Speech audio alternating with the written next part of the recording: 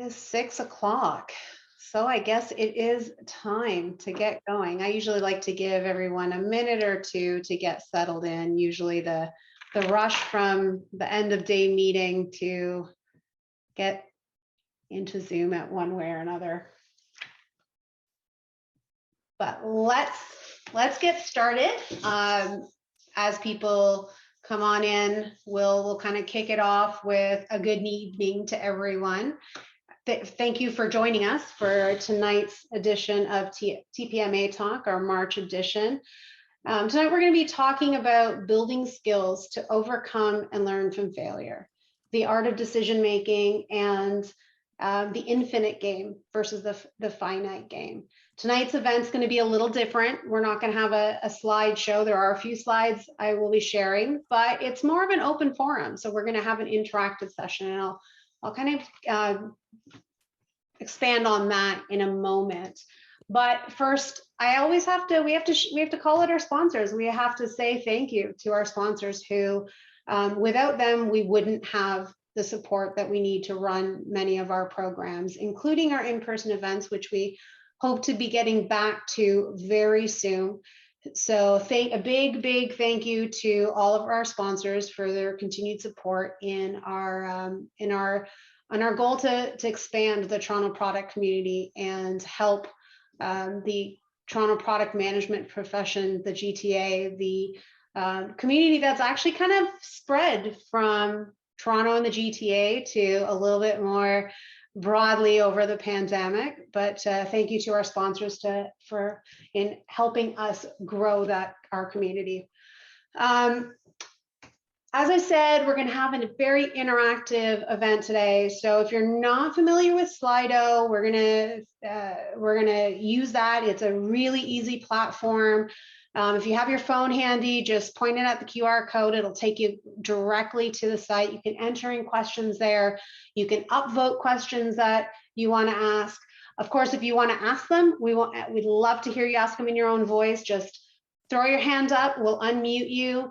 Or if you want to enter them into the chat, feel free to do so. But again, it's an open conversation. So all questions are welcome. Of course, keep things polite, and any constructive, critical questions you may have, please keep that in mind. With that said, I'll give everyone one moment to quickly look at the Slido if you want to bring it up. With that said, let me introduce our guest for the evening. So our guest today has a wealth of experience that I'm excited to learn from. He's built products and led product teams at giants such as AWS, Amazon.com, Microsoft, and Intel. And he's currently the VP of product at Smartsheet. He's launched his own startup and is a board advisor to 3 mission-driven companies.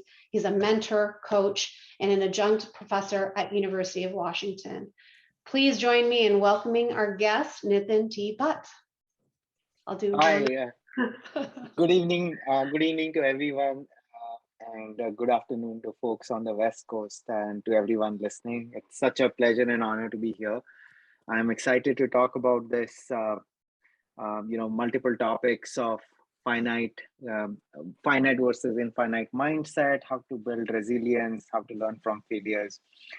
So looking forward to the questions. I want to share my learnings, what I have done, what I could have done better. So looking forward to this amazing conversation. And thanks so much to Rena, Heidi, and Belle who set this up. So looking forward. Beautiful. Well, let me get us started. I'll ask the first two-parter question here. Sure. So the first part of the question is, tell us a little bit about yourself and your journey. The second part is, what is the infinite game and why should it be important to us? Yeah. The first part is about my journey. Obviously, as you talked about in my intro, the companies I worked on.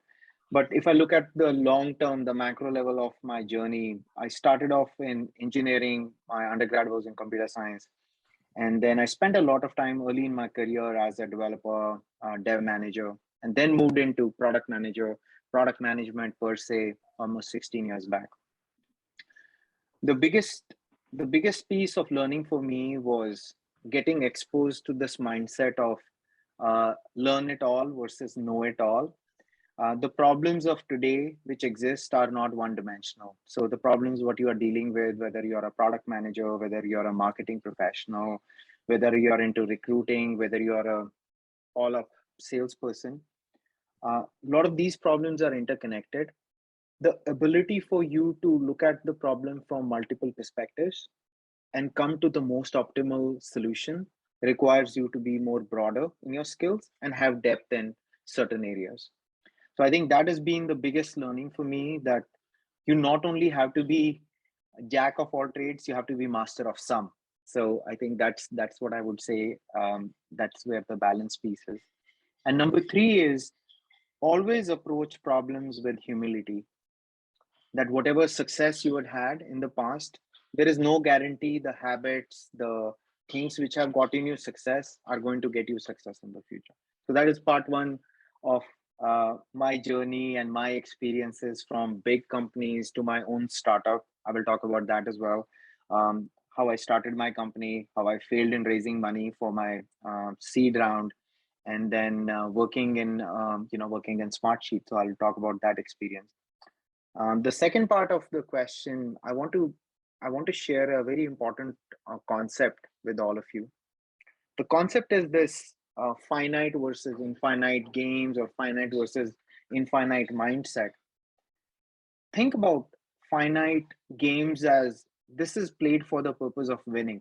This has a specific outcome. An example can be, I want to be a director, or I want to be a senior director or a VP. It is very specific, has a time bound, and it will come to an end when it is achieved. So that is what finite piece is. Infinite game is something like, I want to build expertise in creating a world-class organization. So you see now the focus has changed from a very specific goal to a much broader goal, and it really doesn't have any finish line, and it doesn't have any losers here. So I think that's the piece I would say on the infinite game side of things. And the biggest piece also for infinite games is the focus should be on your craft. If you are a product manager, learn the craft, learn the skill, get the experiences. The finite game is actually getting the title. So that is really the big difference between a finite mindset versus an infinite mindset. And I'm not saying finite mindset is bad. That's absolutely okay, because infinite mindset consists of multiple finite sets, but your outlook should be more broader on learning the craft, learning the skill, rather than just getting the title. Really, really interesting. It sounds very, very akin to the growth versus fixed mindset Correct. concept to me. Absolutely. And so the idea that if I'm hyper focused on a title and I'm not looking at the entire journey and what I could be learning, how I could be growing, I may miss opportunities. I may put an artificial ceiling on what I want to achieve. Is that fair?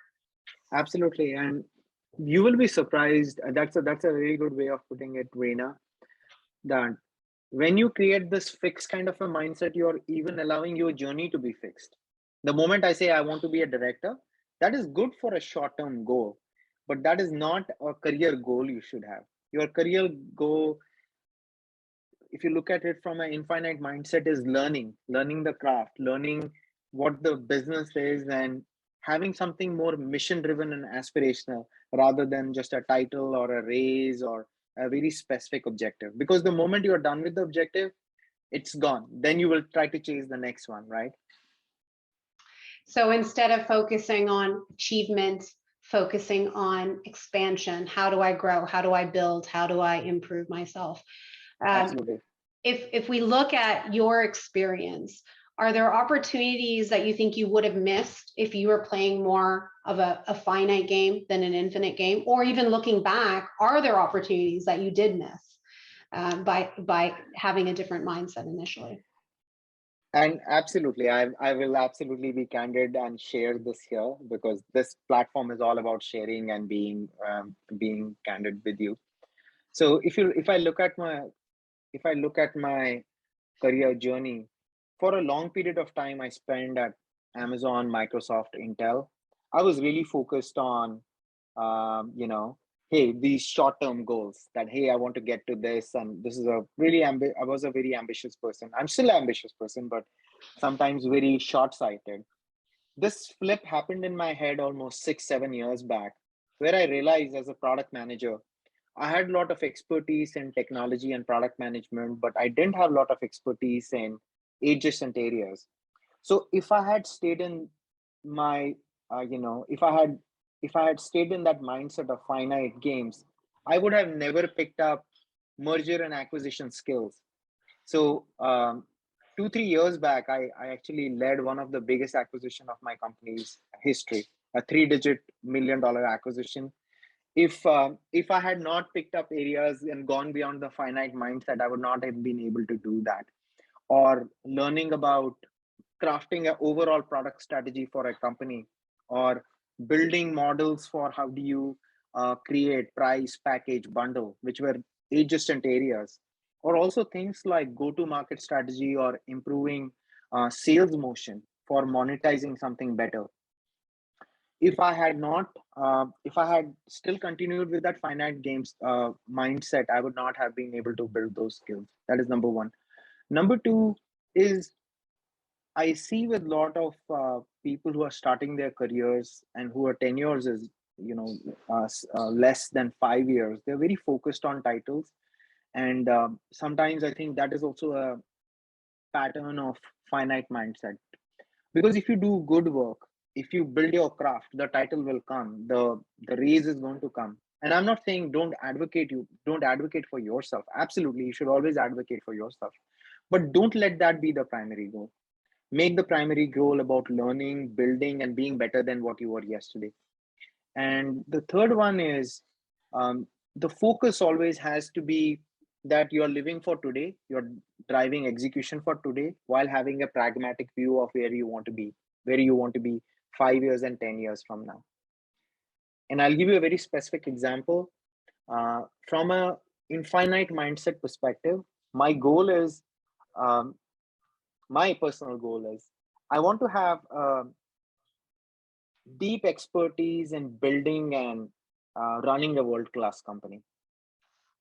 And for people who are engineers, product managers coming from like technology world, this might seem very hand wavy and not OKR driven and not nothing with finiteness, right? And because I have given myself this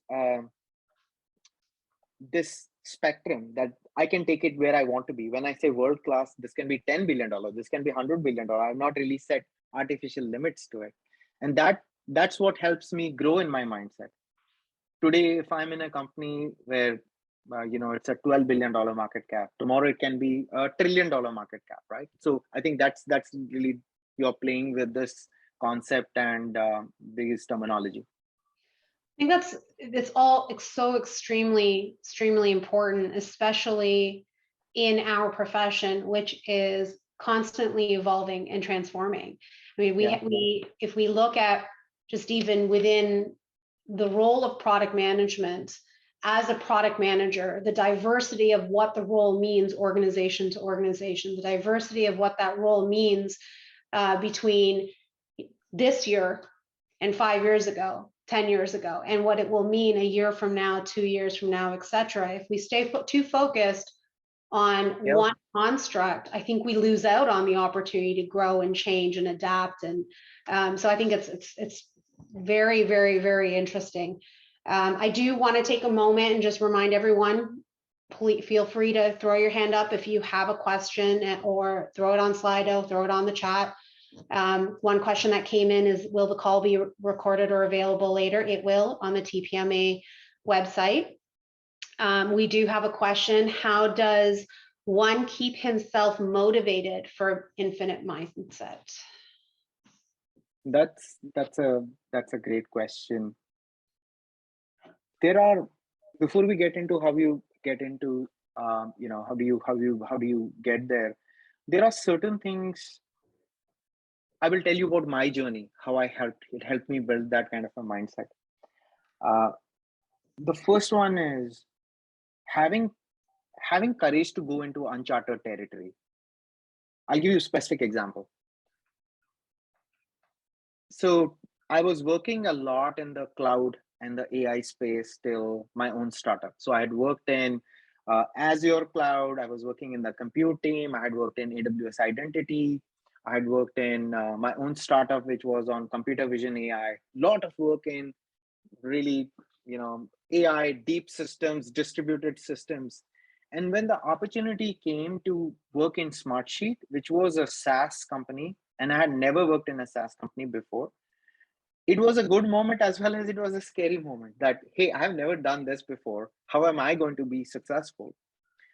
The first piece is having that courage within you that, yes, you have some successes or some learning, and the time you have spent to build your craft, you will get the courage to get into uncharted territories. So that is number one.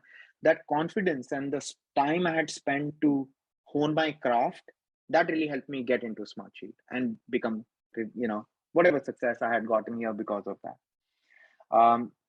Number two is surround yourself with people who are a good support system for you, or build a team. If you are a manager of people, build a team where people trust each other and you are able to take a lot of these insurmountable or unsurmountable challenges. So I would say number two is build an ecosystem of trust, whether it is your support system, your family, your friends, your people you work with, or your team, who give you that trust and who are able to voice their opinion and give you feedback. Feedback is a gift, and take that. So that would be number two.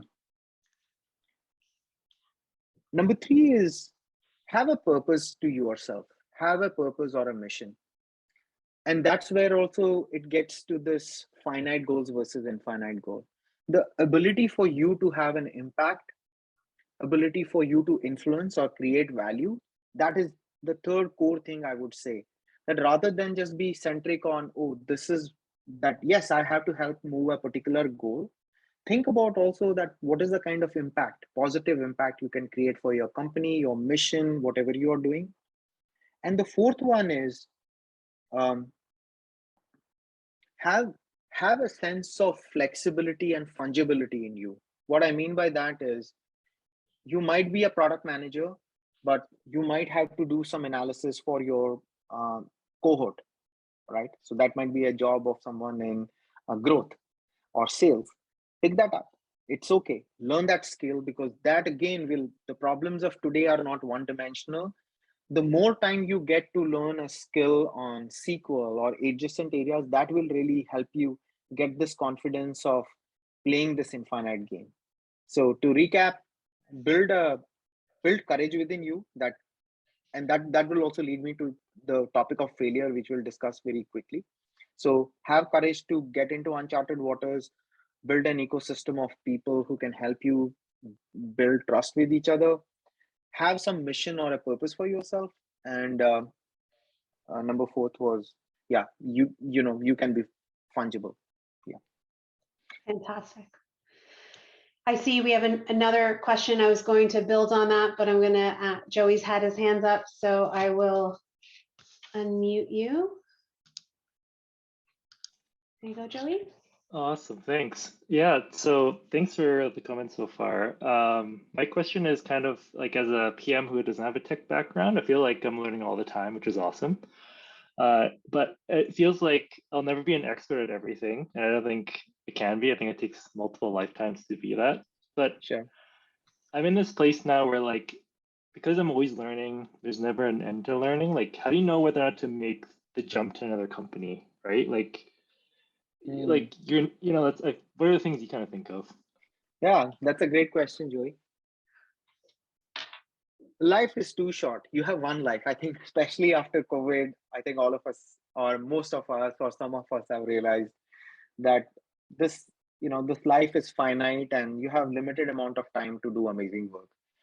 Um, Frankly, I think about, you can recover from most of the things, but there are some things which which are like showstoppers or day zero, like this is something you should absolutely, that should give you a really good signal. Number one is bad culture.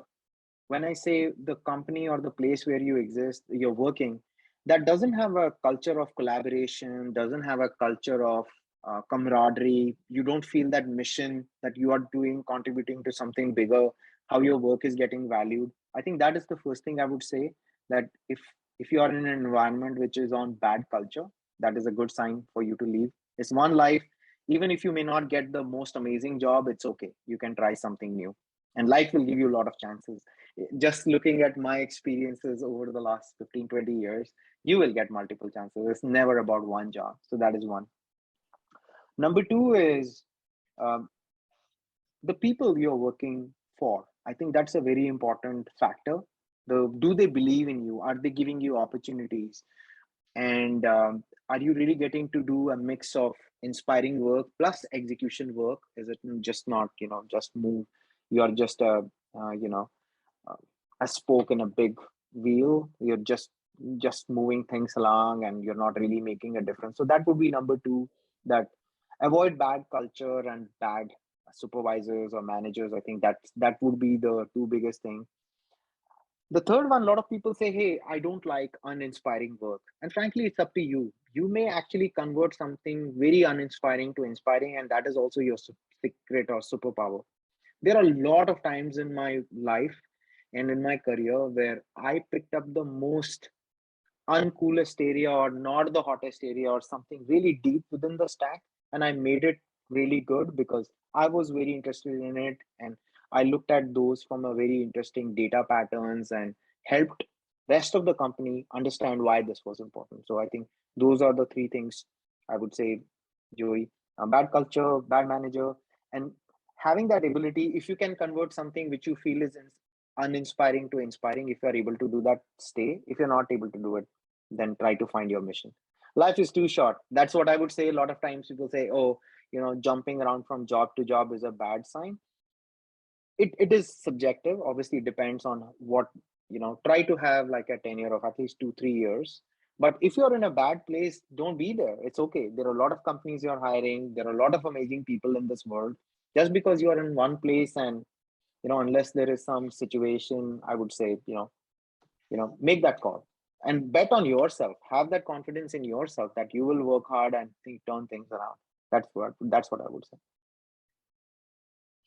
I absolutely love the turn something that may not be inspiring. I think it ultimately really comes down to making an impact. And are you able to make that impact? I think that's fantastic. That actually kind of sparks a question of when you're playing the infinite game and the goal is not necessarily clear because sky's the limit. How do you know what success is? How do you know whether you're succeeding? It's easier to measure success when it's a title or compensation or a type of company or something that is tangible. Well, when it's the infinite game, how do you know you're succeeding? How do you know you're moving the right way? That's a that's a really good question. I'm thinking through it. The the biggest one is actually changing your mindset. That yes, obviously there was one pattern I talked about, that within your infinite play there are multiple finite plays. To give you an example, I gave this example. My infinite play is I want to build and run a world class company. And for me, that's the infinite play. For me, the finite play within that is I need to get experiences as a chief product officer, as um, having very good understanding of P&L, running the top line and a bottom line of division, company, and things like that. Understanding how end-to-end markets work, go-to-market. So there is a bunch of these short-term goals which you need to enumerate, and that can be part of your infinite game. So that is number one. Number two, I'll give you an example here, Reena. Think about Elon Musk.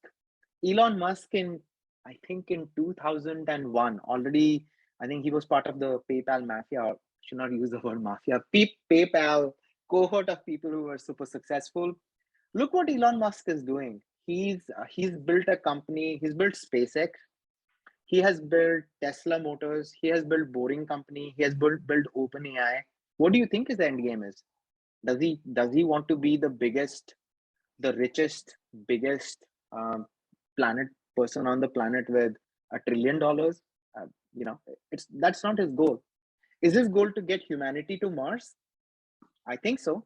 And again, that is also a finite goal, right? After he gets humanity to Mars, why not to, like? And I'm just giving that as an example. That his mind, his is a brilliant mind, because his ability to get into different areas and make impact. That he's having this intergalactical travel, which is going to be cheap for humans to go from one planet to another. He's making so much changes on the environment with companies like Tesla, a boring company, OpenAI, with the GPT-3 work he's doing. Just look at the mind of that person. I'm just giving that as an example. And at this point of time, if someone has to do an evaluation how his companies are doing, maybe Tesla is not getting the amount of profit it should have been getting, right? But the market is rewarding him for, with the market cap and the things what he's getting. I know the question you asked is, hey, how do I actually measure, how do I get success for the infinite game? The short answer is, try to club a lot of these finite play sets within your infinite game, and then continue the journey, because you will never be done. This is never going to be complete. It is almost like a language in which is getting built. It always evolves. What was success today is not going to be success tomorrow. You know what I mean? The goalpost might have changed. If today the Wall Street is celebrating $100 million in ARR, maybe after 1 year it doesn't celebrate that. It says, hey, the benchmark is $1 billion. So that is where this ability to, number one, be able to craft a lot of these finite goals. Number two, the important thing is ability to learn and unlearn. Learn new concepts and unlearn what has held you back or what has helped you in the past. That's also a very important thing, that you have to get rid of the old mindset which is not working or not in tune with what is the modern world. um, and and again, the third one would be constantly be learning. I think the learn it all versus know it all, I think those are the three things I would say. And frankly, there is no cookbook or a template I can say, hey, do these things and you can measure. Think that direction wise, are you going in the right direction or not, right? Like if I give you Elon Musk's example, his mission is to allow intergalactical travel, and the first step he's doing, he's getting people from Earth to Mars. So I would give you that as an example. That is the first step. I don't know what is going to happen after that. I love the example there, and I think that definitely helps paint the picture of it. There's achievements, there's goals, there's a finite game, but there's also introspection. Are you growing, and is your mindset shifting? So I think that definitely is great. Some great takeaways. We have a couple of questions here, Sure. and I apologize if I say your name wrong. Kanwar, I'm already going to say it wrong. Kanwardel. Convert Dayal. Oh, thank you. Okay. Yes, I will unmute yourself, and I apologize for that horrible pronunciation. That's okay. You're pretty close. You're kind. I give it to you. So yeah, people just usually call me Katie. I call myself Katie as well. Nitin, thank you so much for all of that great knowledge. So I want to continue with the question that Joey asked, and just to add on it, people these days, especially I feel that in the product community, they're always aiming to get into one of the previously known FANG companies, or like that's their main aim. Like I wouldn't lie if I said that would be one of my main aims too. But there's always that thing in the back of our heads that we want to be a part of one of those companies because that's where the money is, that's where the learning is. Sure. But in terms of opportunities, there are so many great startups out there. There's so many great mid-tier big companies out there that do have learnings to offer. I work in a company where I think I'm learning enough, but from a changing your current company perspective, what do you think a product manager's mindset should be? Should they be always looking to get into their own startup mindset or work for one of the FANG companies, and like how should the growth mindset be? Oh yeah, that's a great question, Katie. And again, this is based on my hindsight, so excuse me if I use the my years of experience to answer this. When I was younger, absolutely, that was the goal. Get into FANG. I started off with, even though I could have gone to any company in the world, I went to Intel. Intel was like 2004 was a darling company. It's still now. It's like one of the biggest. I was a chipset designer. That was my, the high. I wanted to get into Intel and write software for processors, device drivers, and things. The reason why people want to go to FANG, obviously there is a notion of money, there is a notion of prestige, and that you have arrived, and because you went there, so there is a validation and a model there. That is a good short-term goal, but the long-term goal is that you as a brand are actually adding to the company value rather than the company's brand adding to your value. You know what I mean? That the difference is, I'll give you an example of a movie, right? When you think of Tom Hanks, like, I don't know if you follow like the Hollywood, Tom Hanks, right? He's such a versatile actor that he can do like, he was a immigrant playing an immigrant, not from the US, living in an airport for a year. I forget the name of the movie. And he depicted that part so well. Remember Forrest Gump? No one remembers the studio names. No one remembers which was the studio, whether it was Paramount or MGM or Universal, which backed Forrest Gump. Guess what? People remember Tom Hanks with Forrest Gump. The ideal should be the product or whatever service or the code you write, that it becomes associated with you, and not saying that you hog the limelight and don't give credit to others, right? So never do that. Always share the success with everyone else, take the failure on your own. I think that's the Terminal. Thank you. Terminal is the name of the movie. So the mindset is that instead of, if you think that it can give you, going to a FANG company, you just need one level of validation and then you're good. If it helps you in your confidence, go ahead, do that. But if you're playing the long-term game, go to a small company, take a bet on yourself, go to a crypto company. Crypto is like, I'm just giving you this as an example. Everyone thinks, oh, crypto is a scam and like, whatever, like it's going to disrupt the world.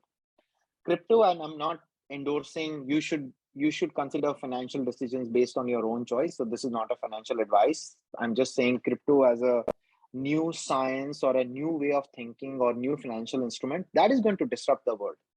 I know this is going to be recorded, so 5 years from now you can look at it from a historical perspective. And I'm not saying Ethereum or Bitcoin or whatever.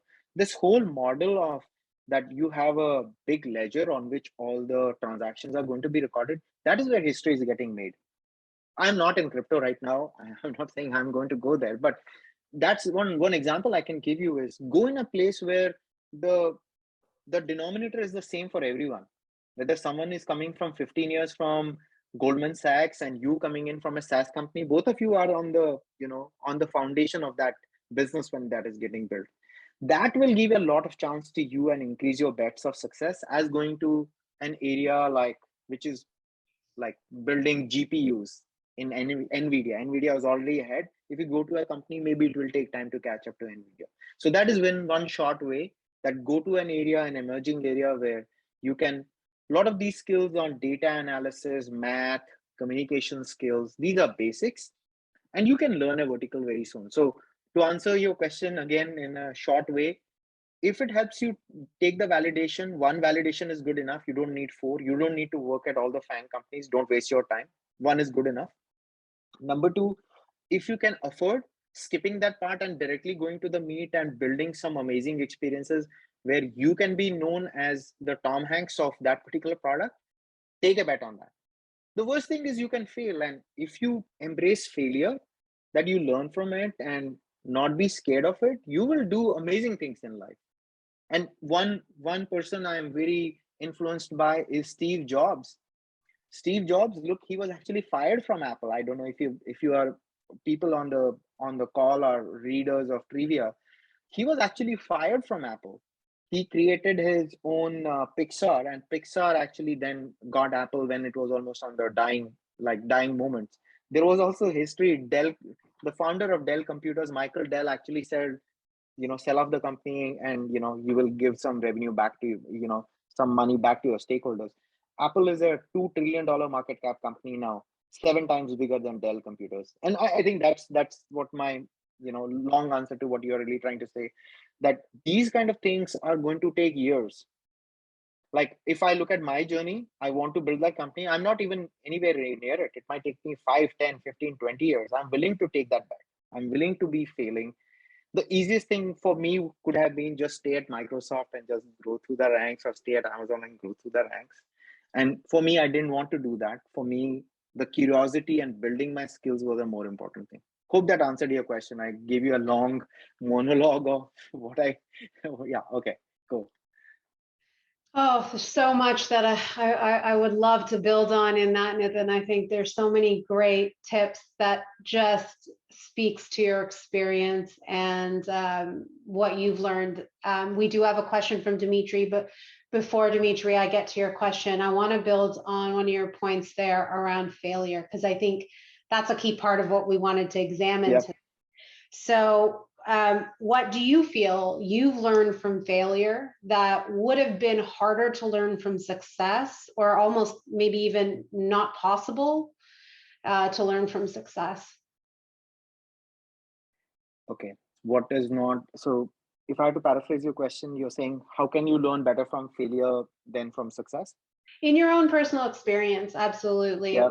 What's oftentimes learning from things that fail can propel and speed learning versus learning when you do things the right way all the time. You don't necessarily know what variables made it work. Yeah. Yeah. So in your own experience, pulling from your own experience, what are some, is there anything that you can share that really speaks? Yep. It's okay to fail. And sometimes it actually is, not to say go out and fail everyone, but sometimes it can work to your immense advantage. Oh yeah, sure. I can absolutely share. The first one is some principles. Number one, success is a very lousy teacher.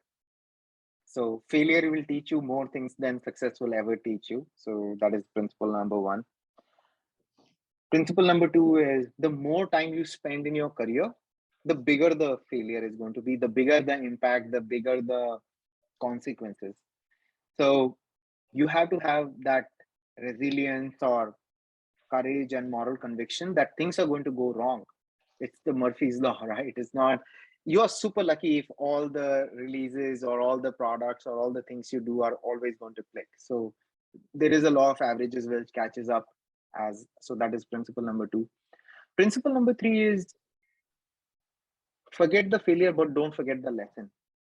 And I will talk about my specific journey of my startup. So if I had to paraphrase these 3 learnings, I left Microsoft to work on my own startup, which was on the computer vision AI area, that using state-of-art computer vision AI, it could actually detect weapons or something which was in schools. So there is a lot of school gun violence which happens in the US, and there are a lot of shootings which are happening. And I was very inspired to stop this, that through real-time models, through looking at social media feeds of people, looking at this real-time video feed in schools, I could detect that, hey, someone is carrying an AR-15 or a Glock pistol or a 9mm pistol, and let the law enforcement know before they do any damage. I fell on my face. I did that for close to a year. We built an amazing product, amazing tech, but I was not able to raise a $4.5 million seed round with major ventures. I talked to Madrona, I talked to Microsoft Ventures, I talked to Ignition Partners, fell on my face, and like it was a washout. So my whole 1 year was gone. But the thing for me is I did not forget the lesson. The lessons were that how I could have handled the legal side of things on AI getting used, how the bias and algorithms actually change technology and product. How do I use the impact for a positive way? And if I look look back, I started my journey in Smartsheet 3.5 years back. The ability for me to take on a lot of new areas, the confidence for me to do one of our biggest acquisitions, start a couple of businesses from scratch, take people into confidence when they were not fully confident on things, I really helped me because I failed in my startup. Because I got this courage to take on new things, new areas. So I think wearing your failure is okay. And there are multiple ways to cope with it, but don't let it affect your morale. So I think that is what I would say, Reena, is that in short, don't let failure affect you. Don't forget the lesson. Use that as a positive reinforcement. And frankly, success is a lousy teacher. Failure will actually teach you a lot more. And especially when you are also in a people leadership kind of a model, you don't have to let the morale of people get affected if things go wrong. You should not forget the lesson, why it happened, so that you can preempt the next time things happen. But as your responsibility as a leader is also to make sure that you allow that safe ground for people to fail, to experiment and try out new things. Because if you don't do that, there is no innovation. I love that. Don't let the failure define you, but let it refine you. Yeah, that's a great, yeah. Love that. That's a, yeah. I appreciate you sharing that. That's absolutely a personal story to help kind of illustrate what we're talking about here. Dimitri, I have not for, oh, sorry, go on. Yeah, there's just one comment I would love to share with all of you. And I'm just sharing my personal story. So I'm originally from India, and I'm from part of India which is a conflict zone called Kashmir. It's like, I'm this is not to make a political statement. So it's like I'm on the Indian side of Kashmir, surrounded by Pakistan and China. All three are nuclear powered countries. I grew up in that turmoil and that kind of conflict zone. For me to come here and go through that journey, I was super fortunate and lucky. A lot of people took me under their wings. They shared, the best practices. I got a chance to work in the best companies. I got a chance to study at the best institutes in the world. I frankly think the biggest skill or biggest superpower I have actually is perseverance or grit. It is not my education, it's not my pedigree, it's not my background, it's not the company I work in. Zero. Like there is, I shouldn't say zero, there is some of it. I wouldn't say it's zero. But frankly, it's the persistence, that not giving up and taking something to finality. That is the way to overcome failure. And I'm not saying just be blind to just go on and just do it till infinity. You should have a checks and balances also. How do you refine that? But if I can do it, anyone in the world can do it. So don't let that block you. There are a lot of times the people I work with, people I see, a lot of my mentees, oh, I didn't go to this college, or I didn't go work at this company. That's a very limiting mindset. Just because you didn't work at a FANG company doesn't mean you're not talented, doesn't mean you're not smart. It's just that you didn't get the opportunity.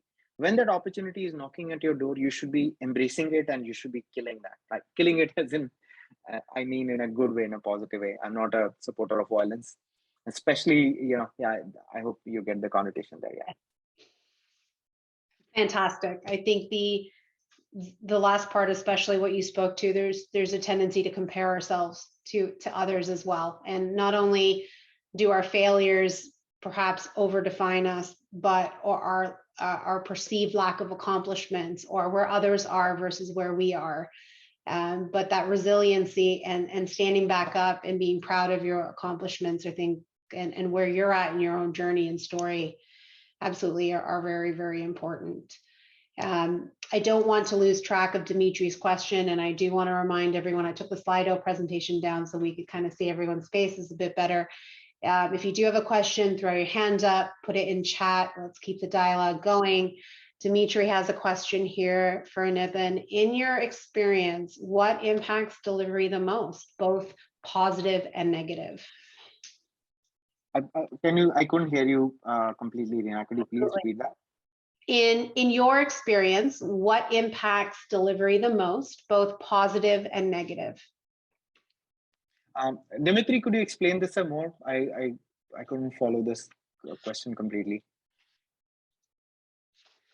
I will find Dimitri and unmute him. Give us one moment. No worries. There we are. Okay. Hi. Thank you, Nitin, for the great presentation and sharing your experiences. You have talked about mindset.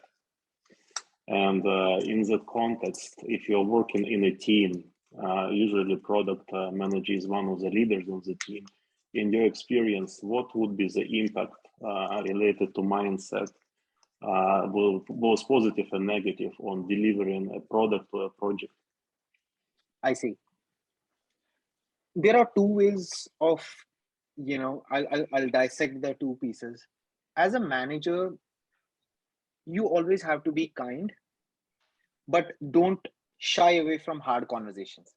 So what I mean by that is, a lot of times people fear having a hard conversation because they want to be nice. So don't do that. The idea is not to be nice. I think the idea is to be kind. For example, Dimitri, you were my manager and I was working for you, and I'm not doing a good job in my team. Okay. I'm constantly slipping deadlines. I'm missing my code quality is not good, and you're not happy with it. And you have given me 6 months or a year, and I have not succeeded even after that. The right thing for you to do to me is give me a severance, let me go, but do it with dignity. Don't make me feel smaller. Say, hey, Nitin, it was great to work with you. I had been having this conversation with you for 3, 6, 12 months, and this is where we are. I don't think we are doing well on the performance improvement plan. So, have this constant conversations and, let them go with dignity, give them a decent severance and wish them luck, even have them find a job, but have that conversation. I know you asked more on a delivery side of things, but I'm just trying to give you an impact on positive and negative, that even if it is a hard conversation, you can come at it from a very positive intent because you want to help the company grow in their business and also salvage or help the dignity of both the parties, that is you as a manager and the employee. So that is example number one. Example number two is, a lot of times when failure happens, use that as a motivation. I'll give you an example. If you are running an e-commerce service which is taking 100 orders per second, I'm just making this up, 100 transactions per second, and on the day when people are buying a lot of things, say for example, when Thanksgiving happens, I know Thanksgiving happens on a different day in Canada. So like the transaction day, your service is not able to take that load of 100, your service failed. So what you can use is, even though you failed, that use that as an example for your team that, hey, remember on Thanksgiving, our service didn't scale to 1,000 transactions per second, and we were 1/10 of where we wanted to be. So use that as a positive reinforcement for your team so that they can get to the goal. So that is the way of using a negative incident for a positive reinforcement. The third thing is, there are times in your project, you will go through a negative cycle. There is a lot of negative news coming. At the end, you don't want to sugarcoat your news. And what I mean by that is, project failed or things are not happening well. As long as you are attacking the problem and not attacking the people, a lot of times there is this challenges, people associate a problem with people rather than just the problem. It will create that environment of trust that even if things are going wrong, everyone would be positively motivated to help you succeed. I think that's what you were trying to ask, that impact. Is that a good understanding of what you were trying to get to? No, a little bit different. I believe that visionary companies are usually more successful, and that your mistakes in the very beginning are more costly if you go in the wrong direction. So if you have the right mindset about what you are trying to accomplish as product manager, how does it drive the whole dynamics of the project? Okay, got it. So let's take an example of Google Plus. I don't know if you remember, there was Google Plus, which was launched as competition to Facebook. The right kind of mindset is, you want to make a change. Google frankly should have, and again, I'm speaking in this as an instructor, I'm not speaking in a professional capacity. I'm just doing a critique of that particular example. That Google came to the party too little, too late, right? Facebook had already taken the green field at that point of time with social networking. And Google had Orkut at one point of time. Orkut was a company which they acquired. I think it was a Turkish company which they had acquired. So number one mindset, or the thing which they could have done, is the ability for, when you are taking a big bet, you have to have very strong canaries or data points to go no go decision points. When Orkut had failed and Orkut, they had killed Orkut and they started with Google Plus. For the first 2 years, when they were not getting traction, it was a good time to shut it down and then focus on probably the Google Docs and the other side of the business. I think the Google Plus went on for a very long period of time. They went into infinity trying to turn it around. Another example I'll give you, look at Amazon phone. Amazon phone came in 2014. They tried to disrupt iPhone and Android. Within 1 year, they realized that the 3D thing or whatever we are building with the App Store is not working. They killed the product. Confidence or the right teams or the right companies are also very good in shutting down things which are not working well, because it is very important to say no to things which are not working well, as important as saying yes to things which are working. So I think that is where this particular mindset, that it cannot be you're just burning money because you want to be number 2 and number 3. If things are not working, cut your losses, move on to the next set of problems or next set of business, because life is too short. Again, as it's too short for people, it's also too short for companies. If you look at tenure of companies, Microsoft is only the, again, maybe this is, Microsoft was founded in 1975. So it's a company which is at least 45, 47-year-old and still relevant. There are very few companies in the world which are 47-year-old and still relevant, especially in the tech space. Obviously, oil and gas, Shell is there. There is Bank of England. I'm not debating that. But in the tech space, if you're 40-year-old and you're still relevant, that is owed to what their success is. Thank you. Sure. Beautiful. We have another hand, Bhargav, I believe it is. Perfect. And again, apologies if I butchered the pronunciation of your name. Feel free to correct me. You're doing pretty well. Thank you for the opportunity. Thanks, Nitin. I'm glued to the speech right from the beginning. There wasn't a moment I missed, and it was extremely interesting watching you be very candid and open about your experiences. My question to you was, you did mention about your transition from a cushy, comfortable job in a big company and then taking that plunge into the startup space, the kind of like the unknown void. What was going through your mind? Were you extremely comfortable taking that plunge, knowing that if things didn't work out, you had a backup plan? Or were you nervous about what would happen if things don't work out? What am I going to do? What was going through your mind? That's a great question. Honestly, I was very nervous because this was the first time in my life I was going outside the comfort zone of an Amazon or a Microsoft or the big companies I had worked in. I was the first person employed by my own startup. I wrote the initial code of it as well. So it was like, I'm not very proud of it. My CTO changed the whole implementation later, but yeah, I was very nervous. I was scared of the unknown, but I also had conviction that worst case scenario, that even if this doesn't work out, I'll get a job. Like I had, and again, I'm not trying to be dramatic or things. I was like, even if I don't get the job, my knowledge and my experience, no one can take it away. As long as you have the hustle, that even if someone takes me as a programmer level 1 or a PM level 1, I will start from scratch and come back to be here. I had seen so many stories of, I'll not name those executives here publicly, that there were a lot of people in my time at Amazon and Microsoft who were at top of their game, almost about to become like executive vice presidents, and they were demoted like 3 levels below. And they came back, became EVPs, left Microsoft, became CEOs of public companies, and created this huge amount of legacy, which no one would have seen. I was giving an example of Steve Jobs as well. So that is the thing which I had in back of my mind. Just because things don't work out at a certain place doesn't mean their future is not going to be successful. So there is one good saying from Jack Ma. If you get a chance, you should read his book. He's founder of Alibaba. He used to say, today is bad, tomorrow is worse, day after tomorrow is going to be sunshine. I really believe that. There are times I am scared. I don't know what's going to happen. And you're trying your best. As long as you're giving your best, live one day by its own. So yes, I had fears. I had fear of unknown. I frankly didn't have a strong backup, like, oh, I will get 2 jobs lined up. No. And I think that also really helped me in my journey, because I had the conviction, I was like, hey, I'll give it my best. If it doesn't work out, sure, I'll probably go back and take another job again. But people also look at you that I was not a successful company. Like, I had to shut down the company. I didn't I was not even able to raise a seed round. But the experience and the failure taught me so many things.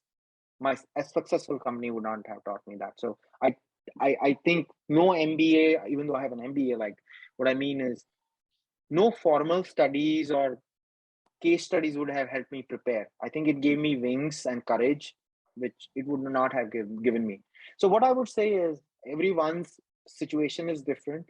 As long as you are having some financial kind of like a cushion, if you can afford it, do it. And especially when you are younger, you have more opportunities to do that. If you're in your 20s, you don't have a lot of responsibility and things. Everyone is own. But I think take those factors into account. And one last thing I would say is, you have one life. All of us who are in the call, unless you're God or superhuman, all of us have one life. This is one thing. Even if you don't hear anything what I said, and whatever I said didn't align with your system, the only thing I would say is, you have one life. Make it count. Do something which you are proud of when you are in your 80s or 70s, God willing. That there is this regret minimization framework Jeff Bezos always talks about, that you don't regret anything, that you give it your best. The result is not in your hand, just the effort is in your hand. So that's what I would say. Like, put in your effort, do your best. If it works out, great. If not, move on to the next one. I think, on behalf of everyone today, I just want to say it's thank you so much, Nitin, for being so frank and open with your experiences, good and bad. I think it's something that a lot of the things that you've spoken about, actually majority of the things you've spoken about, clearly come from experience in education and tenure in the role. So I think, looking at the time, we have 3 minutes, but I would like to just ask one last question, which is, sure. If there's anything else that you feel you'd want the team to walk away with today that you haven't had an opportunity to speak to. Yeah, I'll share some things, some tricks I use in my repertoire to overcome failures, build mindset. I write a lot, either through pen and paper, old school style, or write this in Google Docs or Microsoft Docs. I write a lot, and that helps me crystallize a lot of my thinking, the good, bad, ugly, what I want to do, what I don't want to do. That is number one. Sometimes if failure is affecting you a lot, cry it out. It's okay. I'm not saying, I'm not endorsing crying or not crying. If there is something within you, actually crying is a very biological, what do you say, reflux to a lot of this thing coming out. So it's okay. Like if listening to music helps you, a hobby or sport. I play squash. I unfortunately I tore my ACL. I'm unfortunately not able to do that. Like, I go for walks now. So whatever is the way which helps you cope up with this unknown, anxiety, fear. You don't know what's going to happen tomorrow. What you know is what you can do. So you being on this call and taking the time to learn from somebody's experience, you're already doing the investment. So invest in yourself, take a bet on yourself. And one last thing I would say is, when you get the elevator to the top, send the elevator for the next set of people who are coming in. That is one thing I've learned in life, that I was telling you this example of, frankly, there is no chance in this world. If there was a time machine and you could go 30 years back, you asked this kid in Srinagar, Kashmir, India, that, hey, you will be here. No chance. And that's the reason I do this, because I want to give back. You also give back in whatever way you can. Create an equitable, just, fair society. Speak out for things which are wrong, and always be behind creating a set of companies and values in the world which we can leave a good legacy to our children. So that's what I would say. It was an honor and a privilege to talk to all of you. I hope this is useful, and my best wishes to all of you. Thank you so very much. Appreciate the time with us. It's been, I know I have a lot of takeaways from this, and I trust that everyone else does as well. So thank you again, Nitin, very much for joining us. For those who want to stick around, we will be opening up some breakout rooms to venture into until 7:30. Awesome. Take care. Bye-bye. Bye.